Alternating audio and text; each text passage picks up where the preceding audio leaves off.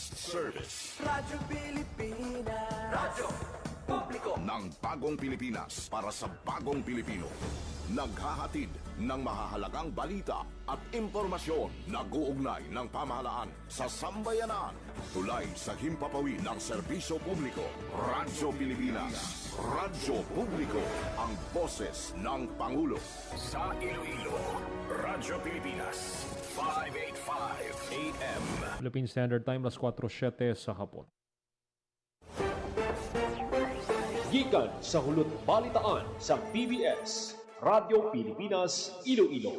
Gintipon sang bugos nga puwersa sa News and Public Affairs Division. Mga pagsaysay sa mga hitabo o aksyon, mga pananawan, kag desisyon, mga hibubunon sa napiktuhan nga sektor, mga dalagpo nga balita diri sa Iloilo, kag iban nga bahin sang Kabisayan nagkatungdan. Mga balita nga natipon sa sulod sang nagligad nga 24 oras. Inyo mabatian sa Headliners Was.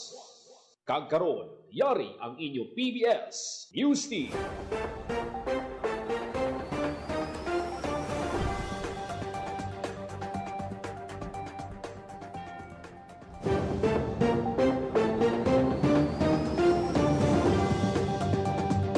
Mayong hapon, ini ang Headliners Boss, Lunes, Marso 23, tuig 2026. Ining inyo tag balita, Joseph Paul Noblesa Tarosa. Kagkaroon sa mga Pangulong dinalan. Headline. Mayor Treñas nagpasalig nga mahatag sang bulig sa mga biktima sang stabbing incident sa La Paz. Alkalde magapakigsapol sa kapulisan. Headline. Iloilo City Government gina-finalize ang listahan sa mga benepisyaryo sang Fuel Subsidy Program, Fuel Subsidy Target, ipanagtag subong nga semana. Headline. Pagbiyahe sang Ceres Bus sa pila ka ruta sa syudad, ginaprubahan sang LTFRB. Headline. Libre sakay, ginpatigayon sang Iloilo City Government, kadungan sang transport holiday. Headline. Senado gin-review ang franchise application sa power utilities sa Prime Electric. Headline. Kagkaroon sa detalye na sa aton mga balita. Radyo Pilipinas. Radyo Pilipinas News. Nagpasalig si Iloilo City Mayor Raisa Treñas nga maghatag sang bulig ang Iloilo City Government sa mga biktima sa nagluntad nga stabbing incident sa barangay San Isidro, La Paz sang Sabado. Suno sa alkalde, bukas ang opisina sa Tangaluyag magpangayo sang bulig. Ginpahayag niya nga makabulig ang syudad pinagi sa Atipan Center nga nagatanyag sa social services. Samtang natalana naman nga makipagsapol ang alkalde sa Iloilo City Police Office sa istoryahan ang nagluntad nga stabbing incident sa tunga sa duha ka pamilya. 4 ang patay, kag 2 naman ang pilason sa nagluntad nga stabbing incident. Radyo Pilipinas. Radyo Pilipinas News. Iloilo City Government gina-finalize ang listahan sa mga benepisyaryo sa Fuel Subsidy Program, Fuel Subsidy Target nga ipanagdag subong nga semana. Detalye sang balita, Emiro Santiago. Radyo Pilipinas. Radyo Pilipinas. Report. Gina-finalize na sang Iloilo City Government ang listahan sa mga benepisyaryo sang public utility vehicles nga makabaton sang fuel subsidy gikan sa Iloilo City Government. Kung madumduman nga Marso 23 ang gintalan nga deadline sang pasahay sang papeles sang drivers kag operators sang PUVs nga luyag nga mag-avail sang fuel subsidy program. Suno kay Mayor Raisa Treñas, pauna ini nga bulig sang Iloilo City Government sa transport sector, kag una pa lang nga batch ang makabaton sang fuel subsidy. Yara sa 3 million pesos nga pondo ang ginpahin sang syudad para sa nasambit nga programa. Suno sa opisyal, mangita pa sila sang iban nga pamaagi agud makahatag sa dugang nga bulig sa transport sector sa tunga sang pagtaas sang presyo sang gatong. Agud makakwalify sa fuel subsidy program, dapat ang PUV naga-operate sa mga ruta sa Iloilo City, kag ang driver o con-operator isa ka lehitimo nga residente sang syudad. Kinahanglan man nga magdala sang voter certificate bilang pamatuod sang residency. Ang mga driver kinahanglan may ara sang valid nga driver's license. Samtang ang mga operator kinahanglan naman nga may Certificate of Public Convenience o kon franchise. Sa mga tricycle naman kinahanglan may franchise gikan sa sangguniang pangusod kag Motorized Tricycle Operators Permit nga gin-issue sang BPLO. Kinahanglan man nga ang mga PUVs ara sa validated master list sang LTFRB. Sa idalom sang programa, ang mga jeepney driver kag operator makabaton sang 1,500 pesos nga balor sa petroleum products kada bulan paagi sa ilang nga tag sa kooperatiba, samtang 500 pesos naman nga subsidy ang para sa mga tricycle driver.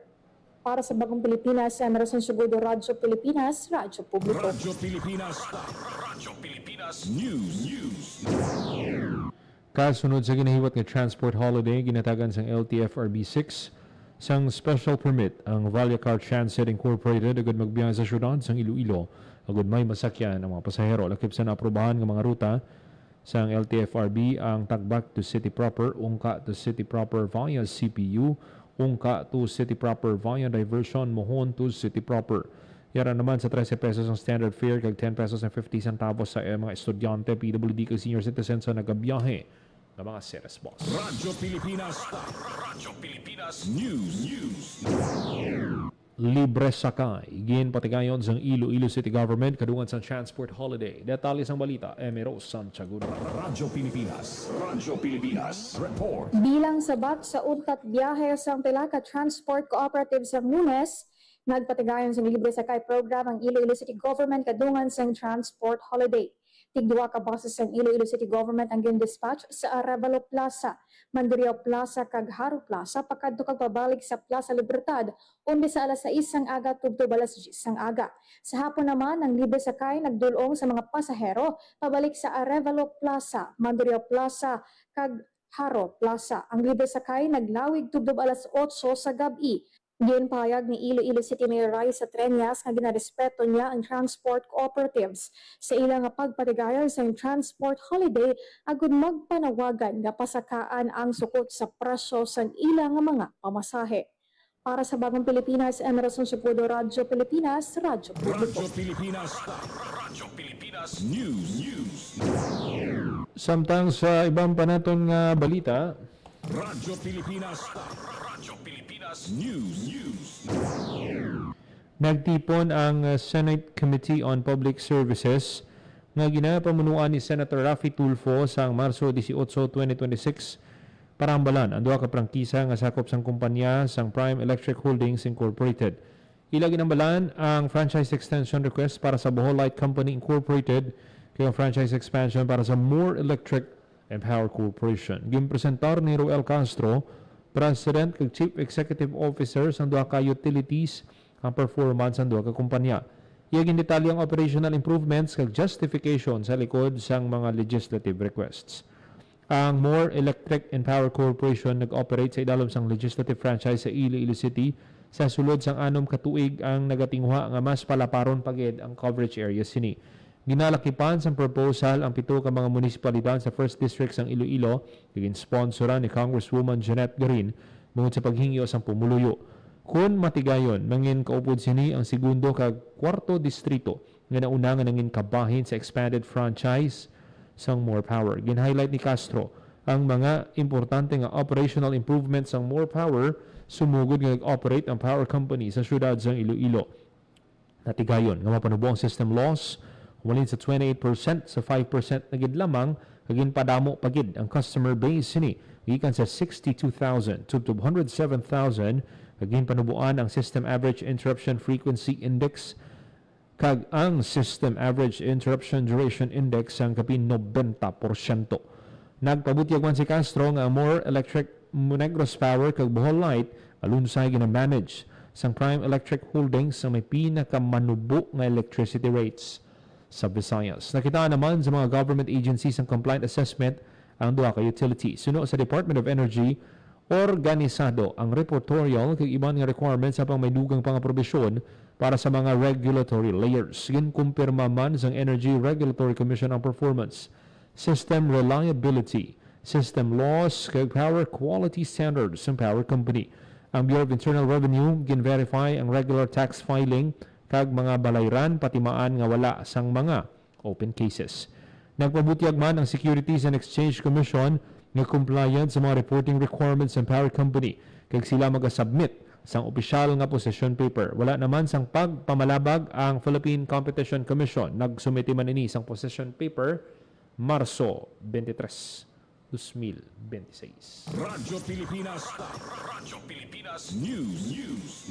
Pag-asa opisyal na nga nagdeklara ang pagtakop sang amihan season. Detalye sang balita, Hope Torrechante. Radyo Pilipinas News. Radyo Pilipinas Report. Ginanunsyo sang DOST Pag-asa ang opisyal nga pagtakop sang northeast monsoon o kon amihan nga mangin preparasyon naman para sa tig-ilinit o kon dry season. Kadungan sini ginpahayag sang Weather Bureau nga amat-amat na nga makaeksperyensyang pungsod sang mapaang nga panahon magluwas sa mga isolated thunderstorms. Ginabisuan sang Pag-asa ang publiko nga magpatuman sa mga tikang agod mapahaganhagan ang heat stress kag mangin responsable sa paggamit sang tubig para sa personal kag domestic consumption. Para sa Bagong Pilipinas, Hope Torrechante, Radyo Pilipinas, Radyo Publiko. Radyo Pilipinas News. Ginkumpirma sang 3rd Infantry Spearhead Division ang pagkamatay sa tatlo ka matagas nga opisyal sang Communist Terrorist Group sa enkwentro nga nagluntad sa Kabangkalan City, Negros Occidental. Nagluntad ang enkwentro sa sitio Santol, Barangay Tampalon sang Sabado, Marso 21, sa nagsugod ang bana sang 47th Katapatan Battalion kag nabilin nga miyembro sa napukan ng Southwest Front kag Regional Strike Force sa idalom sang komiteng Rio Negros. Ang mga napatay nga opisyal amusan day Richie Verano, Milky Sampini kag Jodel Balsimo. Ang bangkay sa mga napatay nga rebelde ang yara karon sa Sola Gracia Funeral Home sa Kabangkalan City samtang nagapakigangot ang militar sa ila pamilya.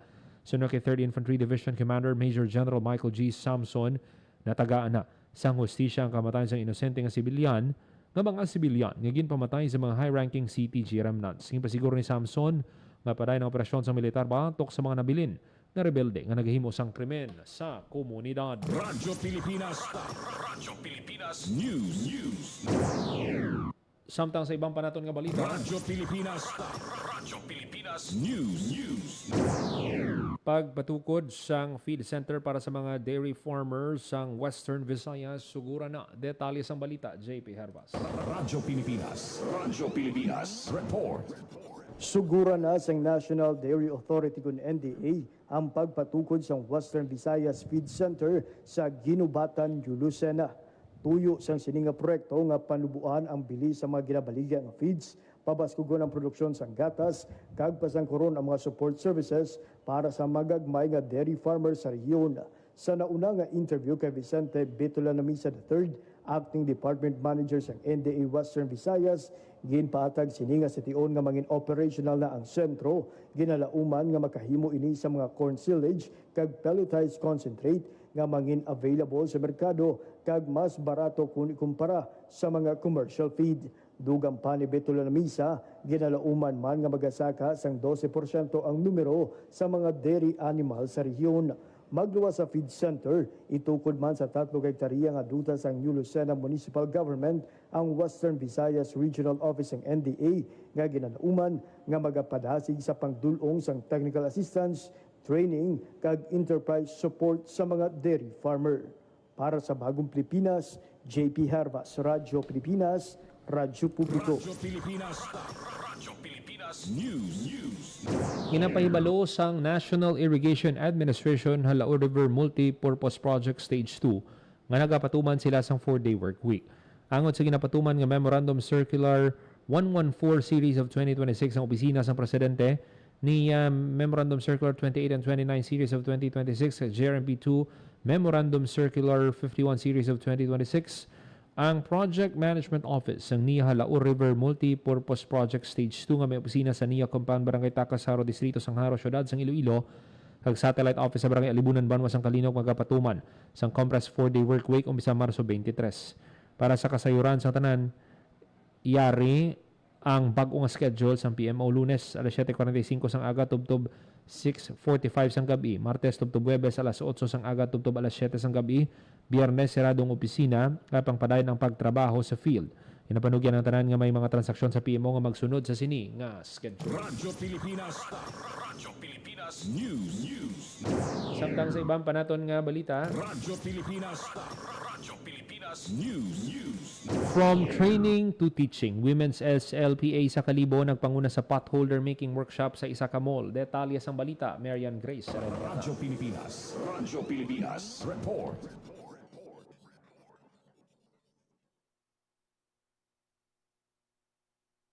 Nagpanguna sa isa ka workshop ang isa ka Sustainable Livelihood Program Association o sa PA sa Kalibo Aklan nga makabulig sa palangitan-an sang komunidad. Ginpangunahan sang Kalibi SLP Association sa Department of Social Welfare and Development o kon DSWD Field Office 6 ang potholder making workshop sa ginhiwat nga product bazaar sa City Mall Kalibo. Ang Kalibi SLPA ginabugusan sang kababaihan gikan sa Lezo Aklan nga ginsuportahan sang DSWD SLP 6 pinaagi sa paghatag sang grant nga masobra sa 500,000 pesos para sa handicraft project sang asosasyon. Ang mga miyembro ang ginpaydalom sa paghuman sang fussy war, kag crochet crafts, lakip man sang trapo kag potholders nga ila sa karon ginabaligya sa komunidad. Gimpahayag sang DSWD 6 nga bilang kabahin sang National Women's Month celebration sini nga bulan sang Marso, ginimbita ang asosasyon nga magpanguna sang isa ka workshop. Nagtudlo ang mga miyembro sa mga partisipante gikan sa nunaytuhay nga munisipalidad sa Aklan kag may nagpakigbahin man nga mga mall goer lakip ang kalalakihan. Para sa Bagong Pilipinas, Marian Grace Saranyata, Radyo Pilipinas, Radyo Publiko. Radyo Pilipinas. Nagpanguna sa isa ka workshop ang isa ka Sustainable Livelihood Program Association o sa PA sa Kalibo Aklan. Radyo Pilipinas News. From Guimaras to whole Pinas, digital passenger manifest nga gin-develop sang isa ka Guimaras noon ginaplano nga i-adopt sa bugos nga nasyon. Detalye sang balita, JP Herbas. Radyo Pilipinas Report.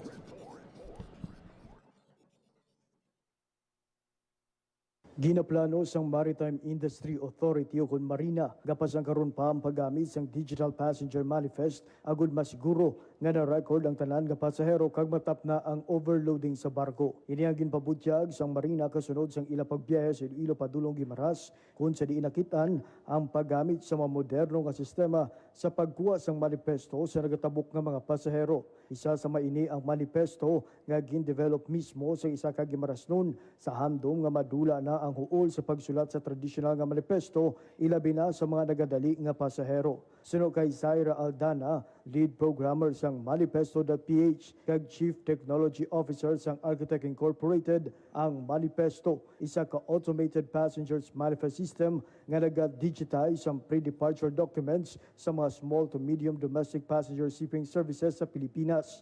Sa idalom sang digital nga manifesto, ang mga pasahero kinahanglan lang ang magrehistro sang ila basic profile paagi sa website o kun sa mga on-site registration outlet para sa mga wala access sa telepono o kun internet. Tion makumpleto hatag ang ginapangayo nga mga impormasyon. Ang manifesto ang maga-generate sang digital QR code nga nagaunod sang ila kompleto nga pangalan kag address. Sa oras nga maskan ang QR code, automatic na nga nagagawa sa listahan ang kompleto nga pangalan kag address sang pasahero. Ang pagrehistro kag pag-angkon sang QR code sa manifesto libre nga ginatanyag sa publiko. Wala man siyang kabalakan nga balayran kung madula, mabasa o kung may kayuhon nga sala sa address kag pangalan. Dugang pa ni Aldana ang pagdevelop sang manifesto ginsuguran sang tuig 2016 kag padayon nga ginpanami sa piyak sang COVID-19 pandemic. Ang dalayawon nga sistema ang tigayo nga nakaangkon sang pondo gikan sa Startup Grant Fund kun SGF sa Department of Information and Communications Technology. Sa karon ang Marina maga-coordinate sa DICT para sa pagpasangkad sa implementasyon sa sistema sa mga sakayan nga mas manubo sa isa ka oras ang pagbiyahe sa kadagatan. Para sa Bagong Pilipinas, JP Herbas, Radyo Pilipinas, Radyo Publiko. Radyo Pilipinas News. DepEd Western Visayas maghihiwat sang intense training sa mga atleta nga magarepresenta sang riyon sa Palarong Pambansa 2026. Detalye sang balita, Marian Grace. Radyo Pilipinas Report. Antes magpadulo, Antes magpadulong sa Agusan del Sur ang mga atleta nga magatiglawas ang Western Visayas sa Palarong Pambansa 2026, igapaidalom sila sa intense training sa Department of Education Region 6. Gimpahayag ni Hernan Escola Jr., Regional Information Officer, sang DepEd Region 6, tinutuyo sang intense training nga ihanda ang mga atleta sang rehiyon antes ang ila paghampang kontra sa iban nga rehiyon sa Palarong Pambansa sa Mayo. Dugang pa ni Escolar nga sa karon ginadihon pa ang guidelines sa pangdako ang pagpasalamat sang regional office. Bangod una na nga nag-signify si Pasig City Mayor Stephen Palmares nga bukas ang mga sports facilities sang syudad para sa training sa mga atleta. Samtang target sang DepEd Region 6 nga masustain ang pwesto sa Palarong Pambansa 2025 ukon mataasan pa.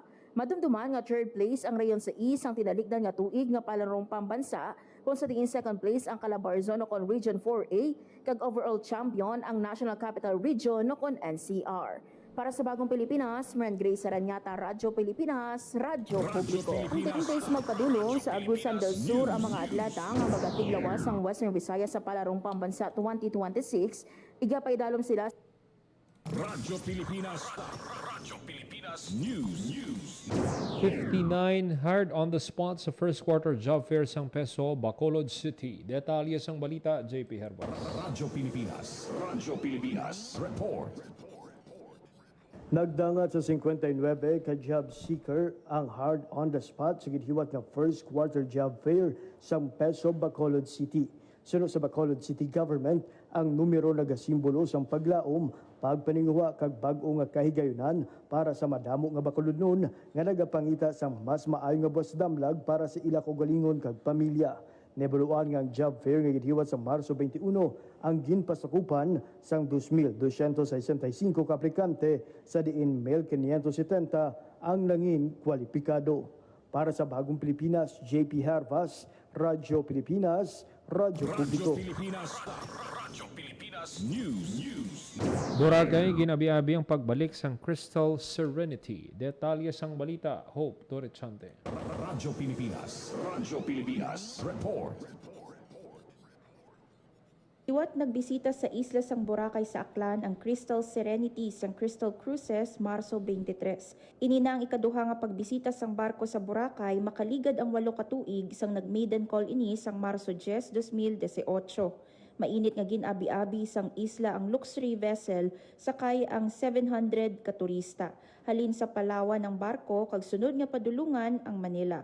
Pila sa mga bisita ang nagtilaw sang matahong nga baybayon sang Boracay, samtang ang iba naman gin-explore ang Motag Living Museum sa mainland Malay.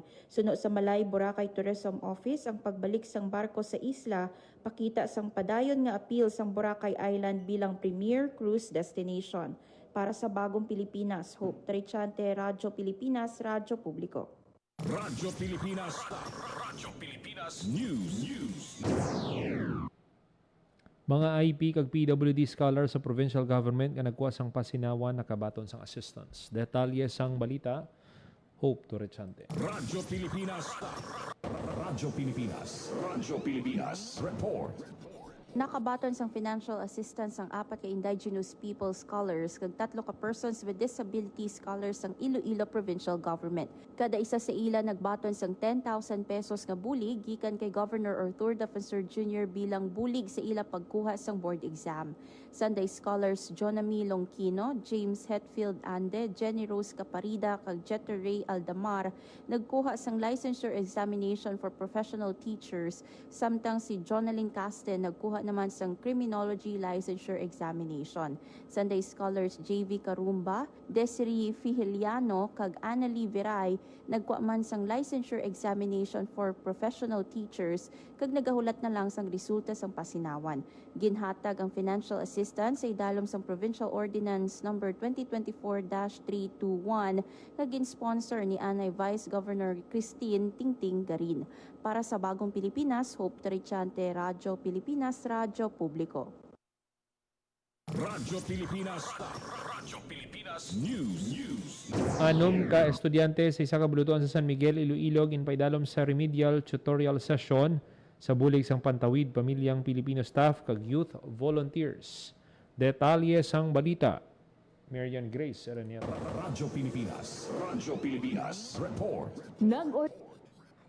Nag-organisa sang remedial tutorial session sa anong ka-estudyante sang Santo Angel Elementary School Nakabaton sang sa San financial Miguel, assistance Iloilo ang ang mga indigenous people scholars kag 3 ka persons with disability scholars sang Iloilo Provincial Government.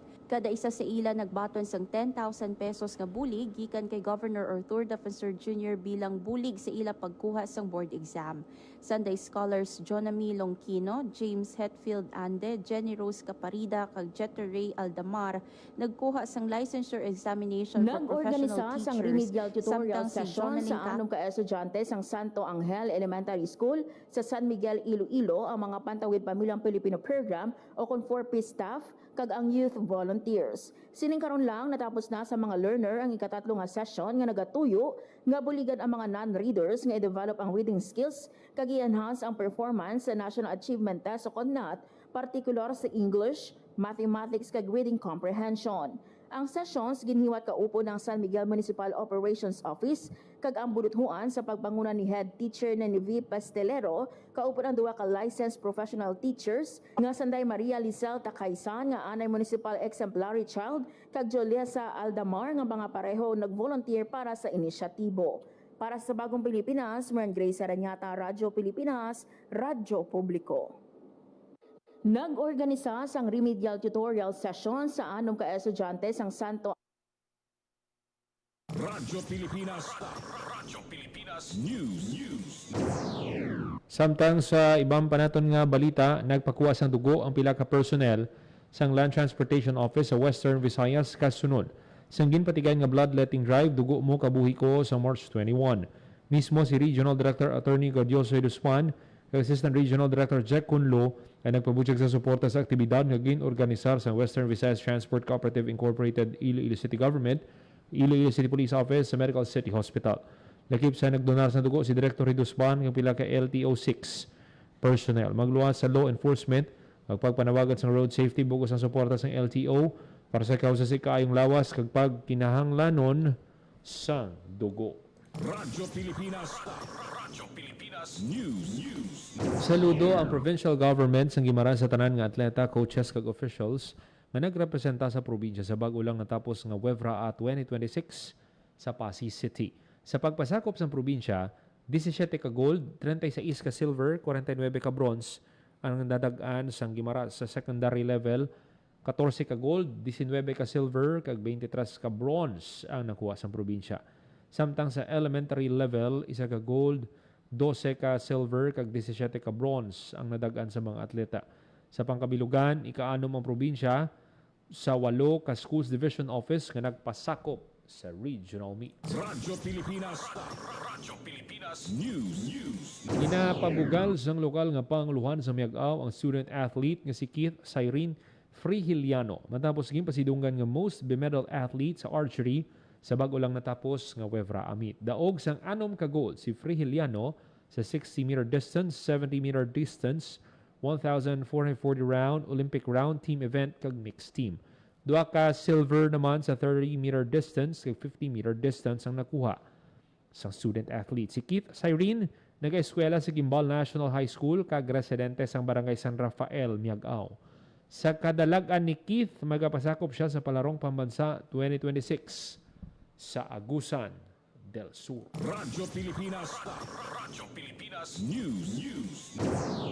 Panginbulahan sang lokal nga panguluhan sang Pavia, Iloilo ang chess prodigy nga si Almir Albor sa kadalagan sini sa Chess Elementary Boys sa Western Visayas Regional Athletic Association meet. Daog si Albor sang 3 ka gold sa standard individual, standard team kag blitz team. 2 ka silver naman ang nakuha sini sa rapid individual kag rapid team kag bronze sa blitz individual. Radyo Pilipinas. Radyo Pilipinas News.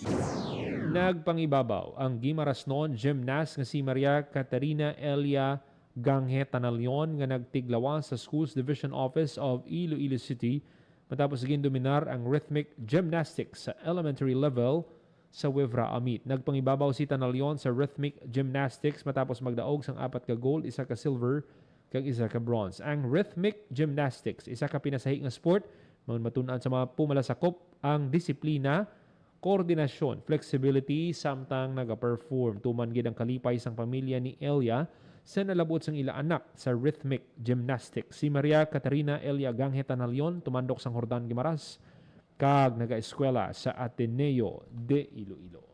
Radyo Pilipinas News. Nakabaton sang tig 2,500 pesos ng educational assistance ang 1,745 college students sa Banwa sang Jordan Guimaras halin sa gobyerno probinsyal kag sa opisina ni Congressman JC Ramanava.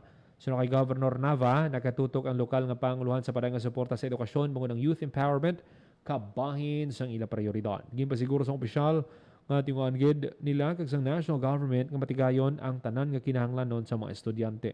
Bugos ang pagpasalamat sa mga estudyante sa nabaton nga bulig halin sa gobyerno. Radyo Pilipinas News. Samtang sa ibang panaton nga balita, Radyo Pilipinas News. kapindua ka libo nga pamilya nga naapektuhan sa Bagyo Tino sa San Jose Antique nagbaton sang cash aid gikan sa DSWD Field Office 6. Detalye sang balita, Marian Grace. Radyo Pilipinas Report. Baton sang cash aid ang kapinduha ka libo nga pamilya sa San Jose Antique nga naapektuhan sa bagyong Tino gikan sa Department of Social Welfare and Development Field Office 6. Gimpahayag sa DSWD Regional Office nga ang 1,920 ka benepisyaryo mga slightly kag severely affected sa bagyo. Nagbaton sa tig 10,335 pesos ang mga severely affected nga mga pamilya kag 5,369 pesos naman ang ginbaton sa slightly affected sa idalom sang emergency cash transfer o kon ECT program. Ang paghatag sang assistance kabahin sa mando ni Presidente Ferdinand R. Marcos Jr. kag sa direktiba ni DSWD Secretary Rex Gatchalian nga padayunon ang pagbulig sa mga naapektuhan tubtob sa ila nga pag-recover. Samtang naghiwat man ang DSWD6 ang online registration sang basta beripikado mabilis ang serbisyo o kon BBM serbisyo nga isa ka digital platform nga nagausar sang PhilSys ID para ma-verify ang kliyente sang ahensya para malikawan ang duplication kag mangin epesyente ang pagdulong sang social services sa mga nagakinahanglan. Para sa Bagong Pilipinas, Marian Grace Saranyata, Radyo Pilipinas, Radyo Publiko. Baton sang cash aid ang kapinduha ka libo nga pamilya sa San Jose Antique nga naapektuhan sa bagyong Tino gikan sa Department of Sirado ang mga pampubliko nga opisina sininga Lunes, Marso 23 sa probinsya sang Aklan, kadungan sa pagdumdum sang death anniversary sang 19 martyrs sa probinsya. Inisandig sa Republic Act number 7806 nga nagadeklara sa Marso 23 kada tuig bilang special public holiday. Sa biyag sini ang mga essential services nagapabilin nga operational para sa publiko magluwas diri. Ang scholarship office magapadayon sa pagbaton sa application document sa mga nakaschedule nga aplikante. Balik naman ang regular nga operasyon sa Kapitolyo sa Martes, Marso 24. Philippine Standard Time, alas 4:39 sa hapon. Kami ito manatipon nga balita sa PBS Radyo Pilipinas Iloilo News Team. Lunes, Marso 23, tuig 2026. Para sa Bagong Pilipinas, Joseph Paul Noblesa, Tarosa, Radyo Pilipinas, Radyo Publiko.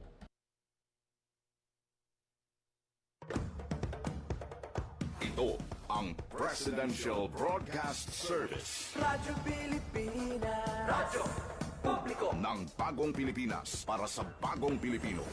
Naghahatid ng mahahalagang balita at impormasyon na guugnay ng pamahalaan sa sambayanan. Tulay sa himpapawid ng serbisyo publiko. Radyo Pilipinas. Radyo Publiko. Ang boses ng Pangulo. Sa Iloilo, Radyo Pilipinas. 585 AM.